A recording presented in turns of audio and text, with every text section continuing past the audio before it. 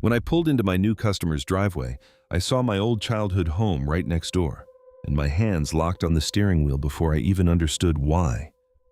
The street had felt familiar on the drive over, but seeing that broken bungalow beside the woods made something heavy wake up inside my chest. I had lived there until I was 6, then my uncle moved me away, and almost everything from that time had vanished from my mind. My girlfriend Ellie always said that was not normal, and she thought my brain had buried things on purpose. The customer had emailed me in strange little messages, saying the door would be open on Sundays, the money would be on the table, and I could help myself to a drink and a meal. I needed the work, so I started mowing, but I kept looking at the fence between her yard and my old home. It was 10 feet tall, far too tall for a quiet street, and every time I looked at it, my head started to pound. Then I remembered black hair spilling over the top. I remembered cloudy eyes peeking down at me when I was a little boy on a broken plastic tricycle. I remembered knowing those eyes were watching only me.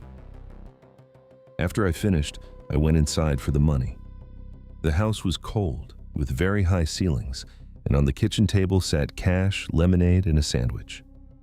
Upstairs, I heard a wet wheeze and heavy floorboards creak, like something huge had shifted its weight. I took some of the money, grabbed the sandwich, and left. In the van, I opened it and found butter, raw red meat, and one absurdly long dark hair. A week later, I went back, and this time there was more cash and a note that said, "Take all money. Why no drink?" I took a sip of the lemonade, and that night the memories came hard. I remembered hiding beside that fence as a starving child while food was thrown over to me. Sometimes it was edible, sometimes rotten. I remembered my scalp crawling with lice, and then a giant hand slipping through the gap in the bushes to gently brush my hair back. The itching stopped when that hand touched me. I remembered holding one huge finger and crying into it. I remembered my mother finding my hiding place, screaming at me, dragging me away. Then I remembered something behind us. Long strands brushed my neck.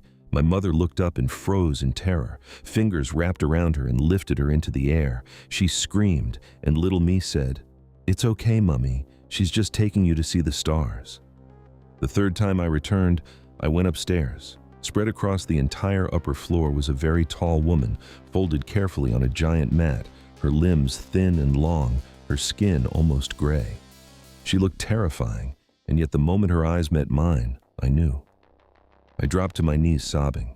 She pulled me gently into her warmth while I asked why my mother never cared for me, why she let me starve, why she hurt me. Later I woke in a bed, and across from me sat a little old lady.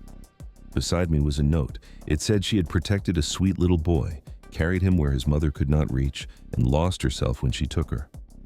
My uncle later showed me the truth. My mother had abused me for years, and when she was found half-eaten in the woods, people called it karma.